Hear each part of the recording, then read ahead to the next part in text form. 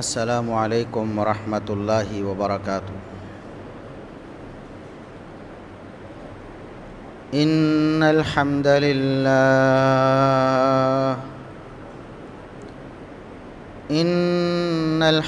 للہ نحمده ونستعینه ونستغفره ونعوذ باللہ من شرور انفسنا ومن سیئات اعمالنا، من يهده الله فلا مضل له ومن يضلل فلا هادي له، اشهد ان لا اله الا الله وحده لا شريك له، واشهد ان محمدا عبده ورسوله۔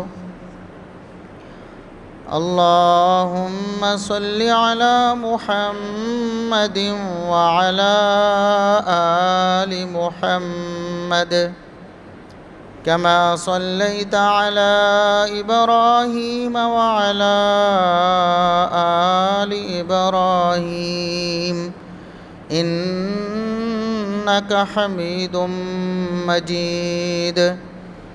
اللهم بارك على محمد وعلى آل محمد كما باركت على إبراهيم وعلى آل إبراهيم إنك حميد مجيد۔ أما بعد فيا أيها الناس، ألا إن خير الحديث كتاب الله، وخير الهدي هدي محمد صلى الله عليه وسلم، وشر الأمور محدثاتها، وكل محدثة بدعة، وكل بدعة ضلالة۔ أعوذ بالله السميع العليم من الشيطان الرجيم، من همزه ونفخه ونفثه، بسم الله الرحمن الرحيم۔ يا نساء النبي لستن كأحد من النساء إن اتقيتن فلا تخضعن بالقول فيطمع الذي في قلبه مرض، وقلن قولا معروفا۔ انتہائی قابل احترام بزرگوں، عزیز نوجوان ساتھیوں، مکرمات، معززات اسلامی ماں اور بہنوں، ہر قسم کی حمد و ثنا، تعریف و تمجید، کبریائی، بڑائی، رفعت و عظمت اللہ رب العزت کے لیے، جو پوری کائنات کا خالق و مالک ہے۔ بے شمار، لا تعداد، بے حد و حساب درود و سلام پیغمبر آخر الزماں، محسن انسانیت، محسن کائنات، جناب محمد الرسول اللہ صلی اللہ علیہ وسلم کی ذات اقدس پر۔ محرم الحرام کا مہینہ شروع ہو چکا ہے۔ آج 2 تاریخ ہے محرم الحرام 1445 ہجری کی۔ ہر سال ایسا ہوتا ہے کہ مسلمانوں میں ایک طبقہ ہے جو اپنے آپ کو مسلمان کہتا ہے، اور اس مہینے میں اہل بیت کا بہت نام لیتا ہے۔ اہل بیت کا نام لے کر وہ کرتا کیا ہے؟ اہل بیت کا نام لینے سے تو ہمیں خوشی ہوتی ہے، کیونکہ اہل بیت قرآن کریم کی زبانی اس کائنات میں پاکیزہ ترین لوگ ہیں۔ رسول اللہ صلی اللہ علیہ وسلم کی خاص رشتہ داری اور تعلق انہیں حاصل ہے۔ ایک مسلمان جب ان کا تذکرہ سنتا ہے، جب ان کا نام سنتا ہے تو وہ تو خوش ہوتا ہے، لیکن افسوس کی بات یہ ہے کہ اس مہینے میں بعض لوگ اہل بیت کا نام لے کر اہل بیت کو ہی گالیاں دیتے۔ اس لیے ضروری ہوتا ہے کہ اس مہینے میں اہل بیت کا دفاع کیا جائے، اہل بیت کی ناموس کے سامنے سینہ سپر ہوا جائے اور لوگوں کو بتایا جائے کہ اہل بیت کے ماننے والے ہم ہیں اور اہل بیت کا ہم تحفظ کرتے ہیں، ان کا دفاع کرتے ہیں۔ اور ایک غلط تصور جو لوگوں کے ہاں رائج کر دیا گیا ہے نبی کریم صلی اللہ علیہ وسلم کے اہل بیت کے بارے میں، اس کا ہم ازالہ کرتے ہیں۔ یہ جو وعظ ہوتا ہے، خصوصاً جمعۃ المبارک کا وعظ ہر ہفتے، یہ اصل میں تذکیر ہے، یہ نصیحت ہوتی ہے، لوگوں کی کتاب و سنت کے مطابق رہنمائی ہوتی ہے، ان کو حق بات بتانے کے لیے جمع کیا جاتا ہے تاکہ وہ اپنی عملی زندگی میں کتاب و سنت کا اتباع کر سکیں۔ اس مہینے میں چونکہ بہت زیادہ اس طرح کی خرافات ہوتی ہیں، بہت ساری ایسی باتیں، بہت سارے ایسے طریقے اختیار کیے جاتے ہیں جو کہ کتاب و سنت کے صریح منافی ہیں، اور پھر اہل بیت پر بھی نہ صرف زد پڑتی ہے بلکہ ان کی گستاخی اور توہین ہوتی ہے۔ قرآن کریم میں اللہ رب العزت نے کئی مقامات پر اہل کا ذکر کیا۔ اہل، ہم اردو میں ایک محاورہ عام طور پر بولتے ہیں گھر والے، میرے گھر والے میرے ساتھ ہیں۔ تو جب بھی کوئی ایسا بولتا ہے تو اس سے مراد اس کی بیوی ہوتی ہے سب سے پہلے۔ تو میرے گھر والے میرے ساتھ ہیں، میرے گھر والوں کے ساتھ ایسا ہو گیا۔ یہ محاورہ ہمارے اردو میں، ہماری پنجابی میں اور عربی میں بھی بطور محاورہ یہی مستعمل ہے کہ جہاں اہلن کا لفظ آتا ہے، اس کا معنی گھر والے، یا اہل البیت کا لفظ آتا ہے گھر والے، تو مراد بیویاں ہوتی ہیں، ایک ہے تو وہ، زیادہ ہیں تو وہ۔ قرآن کریم کا اگر مطالعہ کریں، اگر آپ انصاف کی نظر سے شروع سے لے کر آخر تک پڑھیں، اہل البیت تو ایک بڑا جامع لفظ ہے نا، جہاں صرف اہل کا لفظ بھی آیا ہے، جس کا سمپل معنی والا یا والی ہوتا ہے، جیسے اہل المال، مال والا، اہل الصلاح، خیر والا، اہل الخیر کا لفظ بھی استعمال ہوتا ہے۔ صرف لفظ اہل بھی آیا ہے تو وہاں بھی بیوی مراد ہے۔ موسیٰ علیہ السلام کا واقعہ پڑھیں آپ، سورہ طٰہٰ میں پڑھ لیں یا دیگر کئی مواقع پر، قال لأہلہم کثوا انی آنست نارا۔ موسیٰ علیہ السلام نے اپنے گھر والوں سے کہا، اپنے اہل سے کہا، اپنے گھر والوں سے کہا کہ آپ ذرا ٹھہریں، یہاں ٹھہریے آپ، میں نے آگ دیکھی ہے، سردی کا موسم ہے، شاید مجھے وہاں سے موقع ملے اور میں آگ یہاں لے آؤں اور ہم اس کو تاپ لیں، اپنی تھوڑی سردی دور کر لیں۔ تو قال لأہلہ، اپنے گھر والوں سے موسیٰ علیہ السلام نے کہا، اور دنیا میں کوئی ایسا عقل مند بھی نہیں، مسلمان ہونے کی شرط ہی نہیں ہے، قرآن کریم کو پڑھنے والا چاہے کافر ہو، مستشرق ہو، یہودی ہو، عیسائی ہو، سکھ ہو، ہندو ہو، مسلمان ہونے کی شرط نہیں ہے۔ اگر وہ پڑھے گا قرآن کریم کو، وہ یہی کہے گا کہ یہاں مراد بیوی ہے، کیونکہ اسی کا تذکرہ ہے۔ موسیٰ علیہ السلام کے ساتھ اس سفر میں سوائے بیوی کو کوئی تھا ہی نہیں۔ تو موسیٰ علیہ السلام کے بارے میں اللہ نے فرمایا، انہوں نے اپنے گھر والوں سے کہا آپ ٹھہریے، میں آپ کے لیے آگ لے کر آتا ہوں۔ تو گھر والوں سے مراد بیوی ہے، سب سے پہلے بیوی ہی مراد ہوتی ہے۔ اور اسی طرح اگر دوسرے مقام پڑھیں، اہل البیت کا لفظ آیا ہے جو نسبتاً ایک خاص لفظ ہے، اہل سے بھی زیادہ خاص، اہل البیت گھر والے، اور یہی لفظ ہمارے ہاں عام طور پر استعمال ہوتا ہے، اور اس کو استعمال کر کے جن کی گستاخی کی جاتی ہے وہ بھی اہل بیت ہی ہوتے ہیں۔ 3 جگہ قرآن کریم میں اہل البیت کا لفظ استعمال ہوا ہے، اہل بیت کا لفظ 3 جگہ ہے صرف قرآن کریم میں، پورے 30 پاروں میں 3 دفعہ اہل بیت کا لفظ استعمال ہوا۔ ایک دفعہ ابراہیم علیہ السلام کی بیوی کے بارے میں کہ وہ اپنی زوجہ محترمہ کے ساتھ تھے، فرشتہ آیا اور اس نے بیٹے کی خوشخبری دی۔ بیوی جو ہے وہ حیران ہو جاتی ہیں، تعجب کرتی ہیں اور یہ کہتی ہیں کہ میری عمر بھی بڑی ہوگی، میں بانجھ ہو گئی ہوں، میں تو بچہ پیدا کرنے کے قابل نہیں، اگر میں اس قابل ہوتی تو میری پہلی جو عمر گزری ہے اس میں بچہ پیدا ہو جاتا، اور میرے خامد جو ابراہیم علیہ السلام ہیں ان کی بھی عمر گزر چکی ہے، جس عمر میں بچے پیدا ہوتے ہیں، مرد جس عمر میں بچہ پیدا کرنے کے قابل ہوتا ہے وہ عمر تو گزر چکی ہے، بڑھاپے کی عمر آ چکی ہے، اب بچہ کہاں سے پیدا ہو؟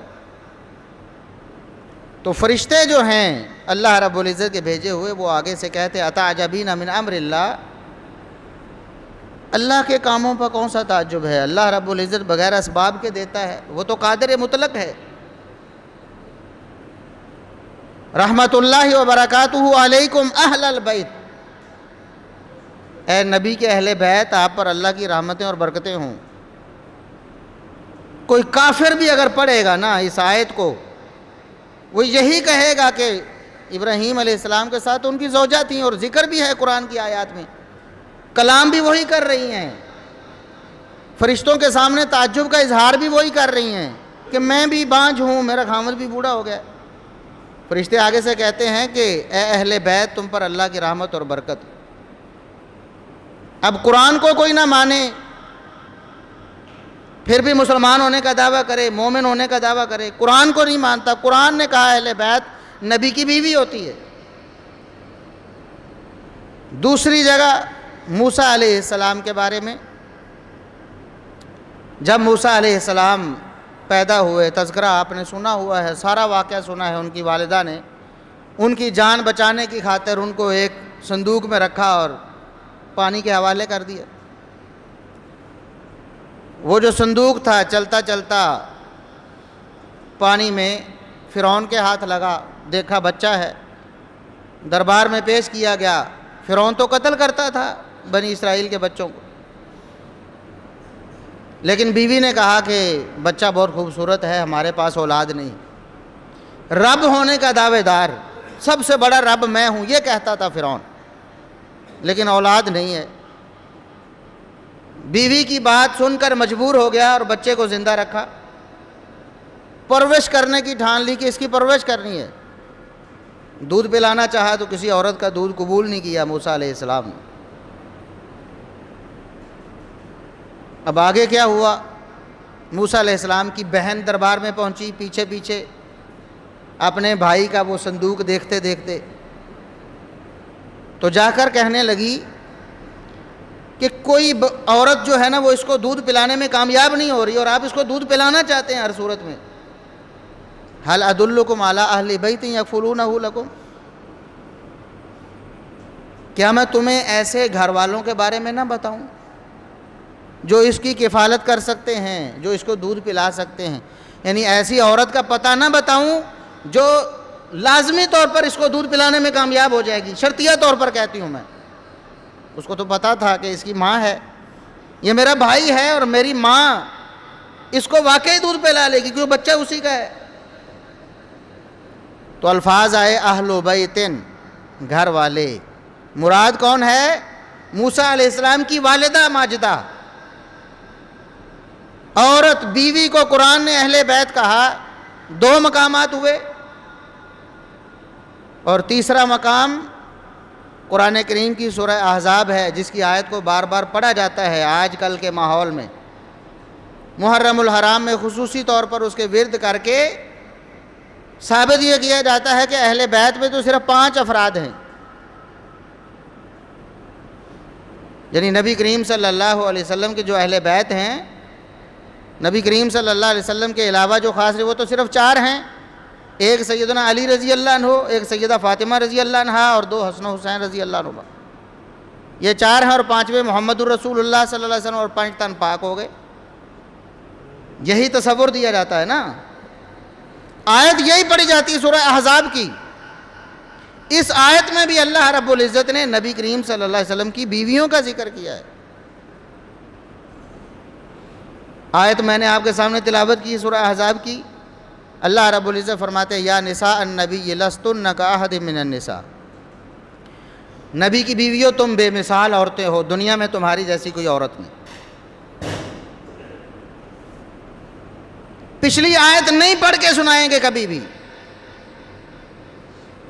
وہ آیت کا وہ ٹکڑا پڑھیں گے صرف جس سے دھوکہ دینا چاہتے ہیں۔ نبی کریم صلی اللہ علیہ وسلم کی بیویاں جن کو قرآن نے اہل بیت کہا ہے ان کا انکار کرنے کی کوشش کرتے ہیں۔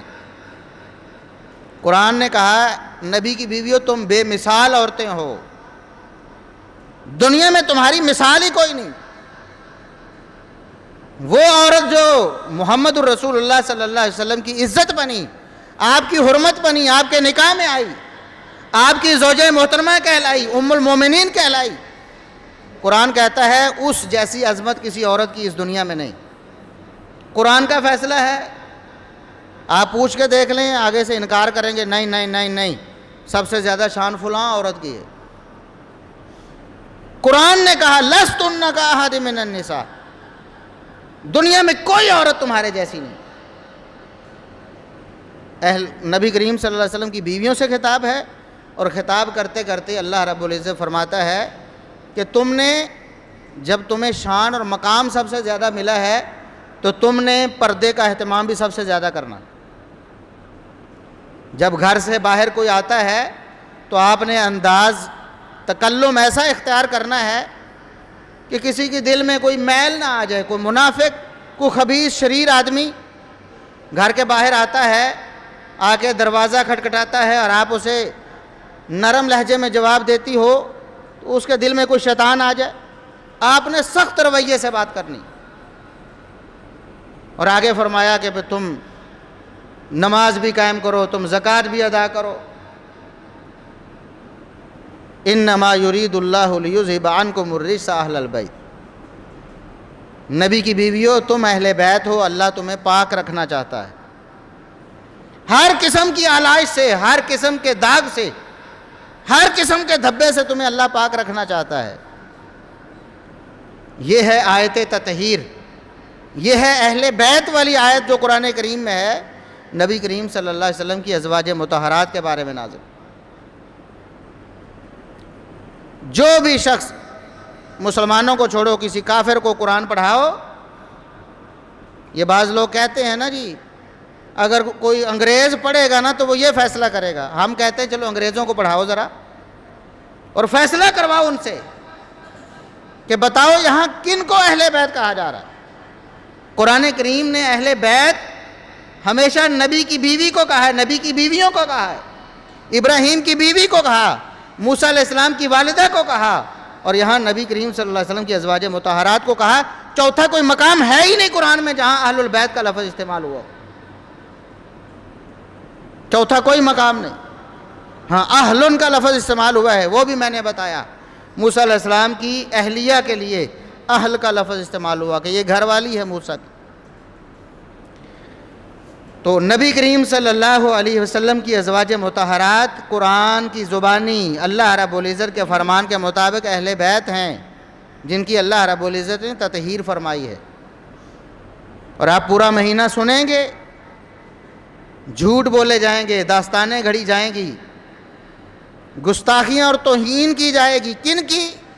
جن کو قرآن نے اہل بیت کہا ہے، اور نعرے بھی اہل بیت کے مارے جائیں، نام بھی اہل بیت کا لیا جائے گا، لوگو بھی اہل بیت کا لگایا جائے گا، ٹھیکیداری بھی اہل بیت پر قائم کرنے کی کوشش کی جائے گی، لیکن اہل بیت کی توہین کر کے۔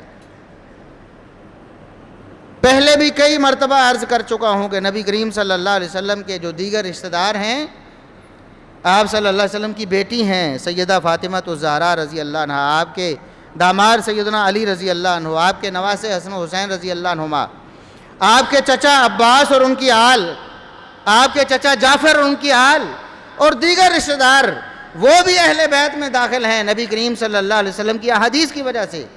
آپ نے بتایا ہے کہ یہ میرے اہل بیت ہیں، ہم ان کو بھی اہل بیت مانتے ہیں، انکار نہیں کرتے، لیکن جنہیں قرآن نے اہل بیت کہا ہے ان کا انکار کرنے بھی نہیں دیں گے۔ اتنی بڑی تحریف قرآن میں، قرآن کریم کی آیات کا اتنا بڑا انکار۔ عبداللہ ابن عباس رضی اللہ عنہما جو اہل بیت میں ہیں، نبی کے چچا کے بیٹے ہیں، علی رضی اللہ عنہ بھی نبی کے چچا کے بیٹے ہیں، عبداللہ ابن عباس بھی نبی کے دوسرے چچا کے بیٹے ہیں، عباس کے۔ کتنے بڑے عالم ہیں، نبی کریم صلی اللہ علیہ وسلم نے ان کے لیے دعا فرمائی، اللہم علمہ الکتاب، اے اللہ اسے قرآن کا عالم بنا دے۔ اور پھر دنیا نے دیکھا کہ اتنا بڑا قرآن کا عالم، اتنا بڑا مفسر بنا کہ ترجمان القرآن کا لقب ملا اسے، عبداللہ ابن عباس کو۔ انہوں نے کیا پڑھایا اپنے شاگردوں کو، اس آیت کی کیا تفسیر بتائی۔ ان کے شاگرد ہیں اکرمہ، تابعی ہیں، جلیل القدر شخص ہیں، شاگرد رشید ہیں عبداللہ ابن عباس کے۔ وہ کہتے ہیں جو بندہ مبالغہ کرنا چاہتا ہے میرے ساتھ مبالغہ کر لے۔ یہ آیت نبی کی بیویوں کے بارے میں نازل ہوئی، یہ آیت کسی اور کے بارے میں نازل نہیں ہوئی۔ دیگر رشتہ دار اہل بیت ہیں نبی کے فرامین کی وجہ سے، لیکن اللہ نے جو فرمایا ہے کہ اہل بیت میں تمہیں پاک رکھنا چاہتا ہوں، وہ نبی کی بیویوں کے فرمایا ہے، اور یہ تعلیم ہے عبداللہ ابن عباس رضی اللہ عنہ۔ مبالغہ کر لو جو کرنا چاہتا ہے۔ اور آپ کو پتہ ہے مبالغہ کتنا بڑا امر ہے، جس میں آپ نے یہ بد دعا کرنی ہوتی ہے کہ یا اللہ جو سچا ہے اس کو بچا لے، اور جو جھوٹا اس کے خلاف بد دعا کرنی اس کو تباہ و برباد کر۔ بیوی بچوں سمیت میدان میں لے جا کر ایک شخص کہتا ہے کہ میں بد دعا کرنا چاہتا ہوں کہ جو جھوٹا ہے، جو کہتا ہے کہ نبی کی بیویوں کے علاوہ کوئی مراد ہے اس آیت سے، وہ تباہ و برباد ہو جائے۔ کتنی بڑی بات ہے۔ اور آیت مباہلہ پہ بھی یہی جھوٹ بولا جاتا ہے کہ دیکھیں نبی کریم صلی اللہ علیہ وسلم مباہلے کے لیے گئے تو وہ اپنی بیٹی، اپنے داماد اور اپنے نواسوں کو لے کر گئے۔ حالانکہ یہ بھی جھوٹ ہے، نبی کریم صلی اللہ علیہ وسلم نے مباہلے کا چیلنج کیا، قرآن میں ذکر ہے اس کا، تعالوا ندعو ابناءنا وابناءکم ونساءنا ونساءکم وانفسنا وانفسکم ثم نبتہل فنجعل لعنۃ اللہ علی الکاذبین۔ عیسائیوں کو مباہلہ کیا، دعوت دی، چیلنج کیا، اگر اللہ کی آیات کو جھٹلاتے ہو، واضح دلائل دیکھ کر بھی انکار کرتے ہو تو چلو آؤ میدان میں آؤ، اپنے بیٹوں کو لے کر آؤ، میں بھی اپنے بیٹوں کو لے کر آتا ہوں، تم اپنی بیویوں کو لے کر آؤ، اپنی عورتوں کو لے کر آؤ، میں بھی اپنی عورتوں کو لے کر آتا ہوں،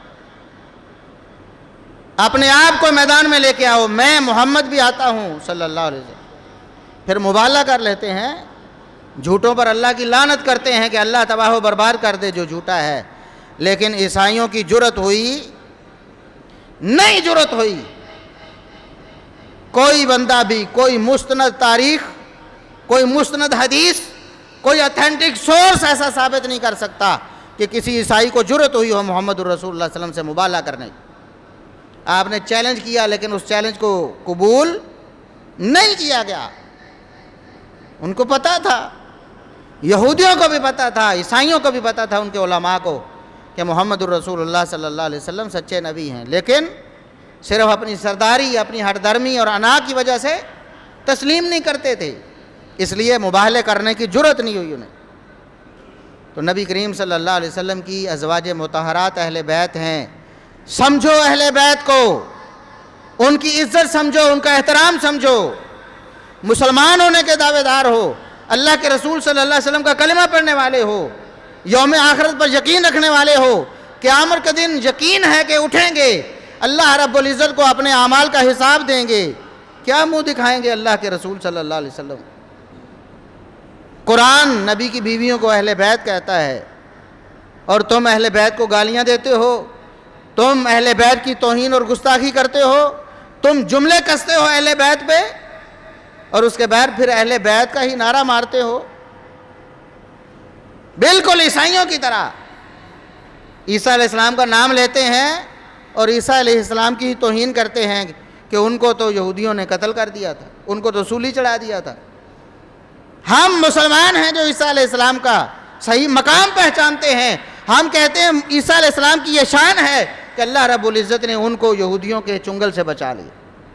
بر رفعہ اللہ الیہ، اللہ رب العزت نے انہیں اپنی طرف اٹھا لیا تھا. یہ عیسیٰ علیہ السلام کی شان ہے. لیکن عیسیٰ علیہ السلام کو ماننے والے کہتے ہیں، جو نام دہات دعوے دار ہیں ماننے کے، حقیقت میں ماننے والے نہیں ہیں. وہ کہتے ہیں کہ نعوذ باللہ انہیں تو سولی چڑھا دیا گیا، انہیں تو قتل کر دیا گیا، ان کی تو لاش کی بے حرمتی کر دی گئی. اسی طرح یہ بھی اہل بیت کا نام لے کر لوگوں کو بہلاتے ہیں، پھسلاتے ہیں، گمراہ کرتے ہیں. اہل بیت کے نام کا نعرہ بڑا لبھانے والا ہے، دل کو لبھانے والا، کیونکہ ہر مسلمان کو نبی کریم صلی اللہ علیہ وسلم کے اہل بیت سے محبت ہے. تو وہ سمجھتا ہے کہ شاید ساری باتیں ٹھیک کی جا رہی، جو کہا جا رہا ہے محبت میں کہا جا رہا ہے اور ٹھیک کہا جا رہا ہے. حالانکہ اہل بیت کے نعرے کے پیچھے اہل بیت کو ہی گالیاں دی جا رہی. نعوذ باللہ ثم نعوذ. اب بتائیں، قرآن جن کو کہتا ہے کہ تم اہل بیت ہو، تم نبی کی عزت ہو، عصمت ہو، اللہ تمہیں داغدار نہیں کرنا چاہتا اور کبھی داغدار نہیں ہونے دے گا. ان کے خلاف جو زبان دراز کرتا ہے اس کا قرآن پر کتنا ایمان ہے، اس کی نبی سے کتنی محبت ہے، اس کی اہل بیت سے کیا محبت ہے. اس لیے یہ دعوت فکر ہے. خود قرآن کو پڑھیں، سورہ احزاب پڑھیں، آیت نمبر 32 بھی پڑھیں، 33 بھی پڑھیں، پچھلی آیات بھی پڑھیں، اگلی بھی پڑھیں. اور مزے کی بات یہ ہے کہ بعض لوگ یہاں دھوکہ دینے کی کوشش کرتے ہیں، کہتے ہیں کہ علیکم کا لفظ استعمال ہوا اس آیت میں، اور یہ تو مذکر کے لیے ہوتا ہے، یہ تو مذکر کے لیے ہوتا ہے. اچھا، اگر یہ مذکر کے لیے ہوتا ہے تو سیدہ فاطمہ کیسے شامل ہو گئیں تمہارے بقول؟ بھی سوچنے کی بات ہے نا. علیکم کا لفظ مذکر کے لیے ہے، عموماً مذکر کے لیے استعمال ہوتا ہے، لیکن یہاں نبی کریم صلی اللہ علیہ وسلم کی ازواج مراد ہیں. اعتراض کرتے ہیں کہ ازواج تو مذکر نہیں ہیں. ہم کہتے ہیں قرآن نے بھی مؤنث کے لیے بھی بسا اوقات مذکر کے صیغے بولے ہیں، استعمال کیے ہیں. ہم دلیل دینے کے لیے موجود ہیں. اور مزے کی بات یہ ہے، قرآن کی فصاحت، قرآن کا اعجاز یہ ہے کہ 3 جگہ اہل بیت کا ذکر آیا، 2 جگہ ہر شخص مانے گا کہ بیوی مراد ہے، اور ان دونوں جگہ بھی مذکر کا صیغہ آیا. هل ادلکم علی اہل بیت یکفلونہ لکم، مذکر کا صیغہ، جمع مذکر غائب کا. میں تمہیں ایسے اہل بیت کے بارے میں بتاتی ہوں، موسیٰ کی بہن نے کہا، جو تمہارے لیے اس بچے کی پرورش کریں گے، دودھ پلائیں گے. بچائیں، دودھ مذکر پلاتا ہے مؤنث پلاتی ہے؟ ماں نے پلانا تھا یا کسی اور نے پلانا تھا؟ جمع مذکر کا صیغہ استعمال، یکفلونہ لکم. تو اس کا مطلب ہے جمع مذکر کا صیغہ بھی مؤنث کے لیے استعمال قرآن نے استعمال. ہر شخص مانے گا، مانے بغیر کوئی چارہ. یہ ہے قرآن معجزہ. اگر کوئی تحریف بھی کرنا چاہتا ہے قرآن روک دیتا ہے، خبردار، دوسری آیت پڑھو، تم انکار نہیں کر سکو گے، کر کے دکھاؤ. اور دوسری جگہ موسیٰ علیہ، میں نے اہل کا لفظ بھی بولا تھا نا، قال لأہلہم کثوا، جمع مذکر کا صیغہ، جمع مذکر کا صیغہ جو 2 سے زیادہ مردوں کے لیے بولا جاتا ہے. لیکن موسیٰ علیہ السلام نے اپنی بیوی سے کیا کہا؟ اکیلے ہیں، ساتھ بیوی کے علاوہ کوئی نہیں ہے. جو صیغہ استعمال کیا، جمع مذکر کا استعمال کیا. رک جاؤ تم، ادب کے لیے، احترام کے لیے ایک مؤنث کے لیے بھی جمع مذکر کا صیغہ استعمال ہو جاتا ہے. اور ہمارے محاورے میں بھی ایسے ہوتا ہے نا، ایک بندے کو کہہ دیتے ہیں آپ بہت اچھے ہیں، حالانکہ یہ تو سب کے لیے بھی، جمع مذکر کے لیے بھی آپ یہی بولیں گے آپ بہت اچھے ہیں، بول دیتے ہیں کہ نہیں؟ اگر بیوی کو احترام کے ساتھ کہنا ہو تو کہہ دیتے ہیں آپ بہت اچھے ہیں، تو کیا حرج ہے اس میں؟ صیغہ جمع مذکر کا ہے لیکن بیوی کے لیے استعمال ہو جاتا ہے. ہماری زبان میں بھی، ہماری مادری زبان اردو ہو تب، پنجابی ہو تب، اس میں میرے گھر والے میرے ساتھ ہیں، جمع کا صیغہ ہے، ایک بیوی کے لیے استعمال ہوتا ہے، ہم بھی استعمال کرتے ہیں. عربی میں بھی ایسا ہوتا ہے. قرآن نے بھی یہ اسلوب اختیار کیا. دونوں مقامات جو اس مقام کے علاوہ ہیں جہاں اہل البیت کا لفظ استعمال ہوا،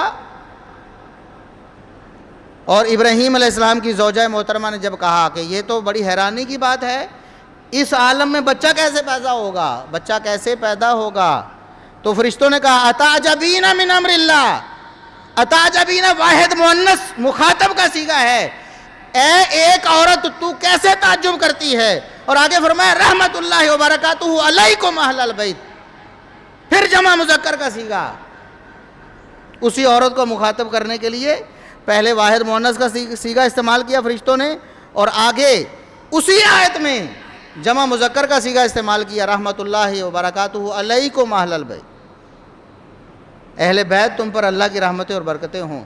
اس لیے کسی میں جرأت نہیں قرآن کریم میں تحریف کر کے دکھائے، لفظی نہیں معنوی تحریف بھی نہیں کر سکتا۔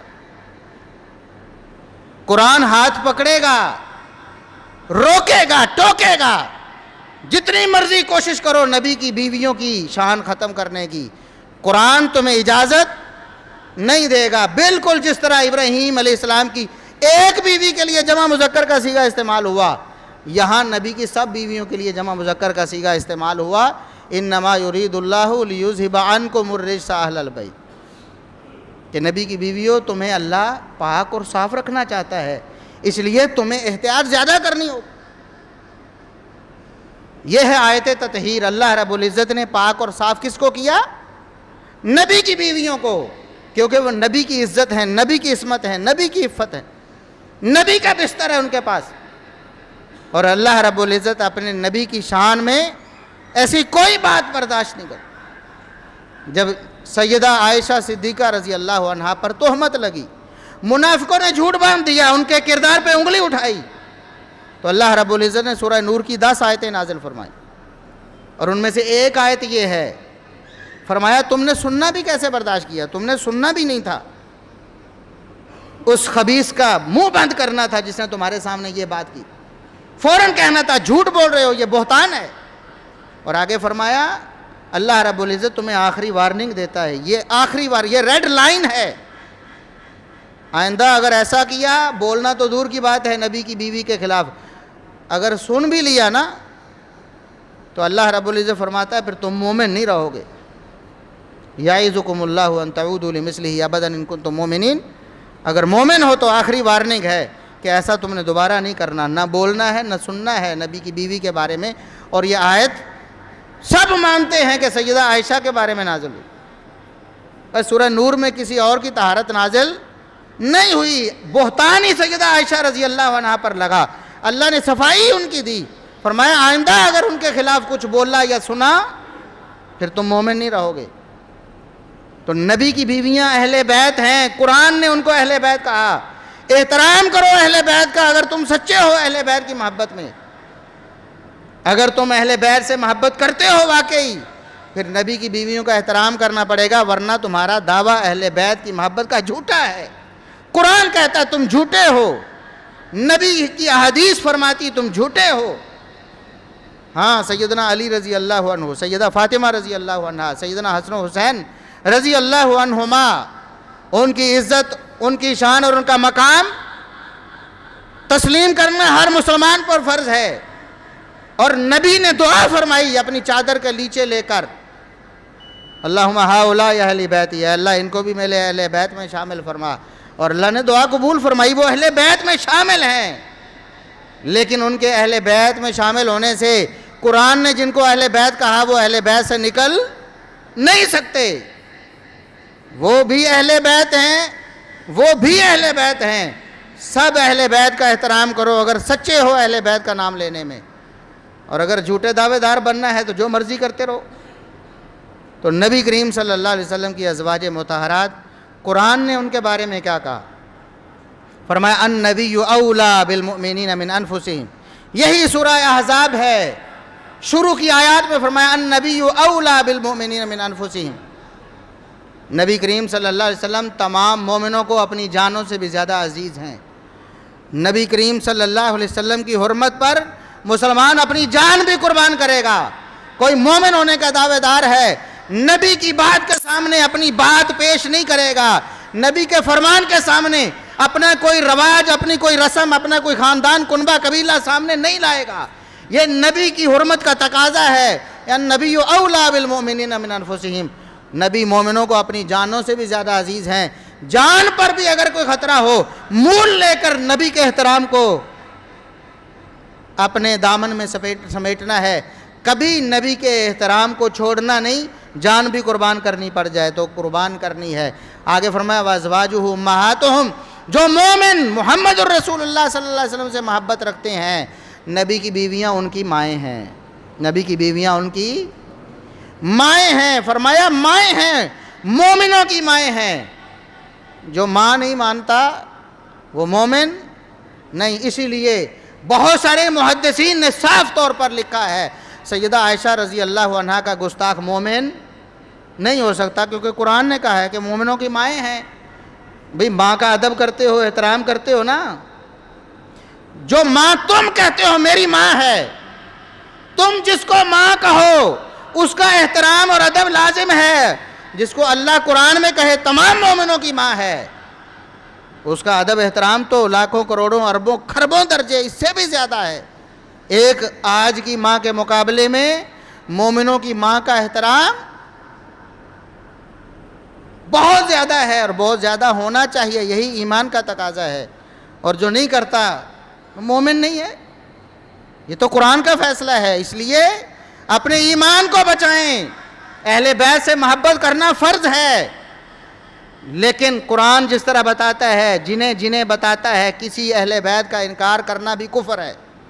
مانو سب کو، سب کا احترام کرو، سب سے محبت کرو، سب سے عقیدت رکھو، یہ اصل ایمان ہے، یہ کتاب و سنت سے مطلوب ہے۔ اللہ رب العزت یہی چاہتا ہے، محمد الرسول اللہ صلی اللہ علیہ وسلم کی یہی تعلیم ہے۔ اللہ رب العزت ہمیں عمل کرنے کی توفیق عطا فرمائے۔ وآخر دعوانا ان الحمد للہ رب العالمین۔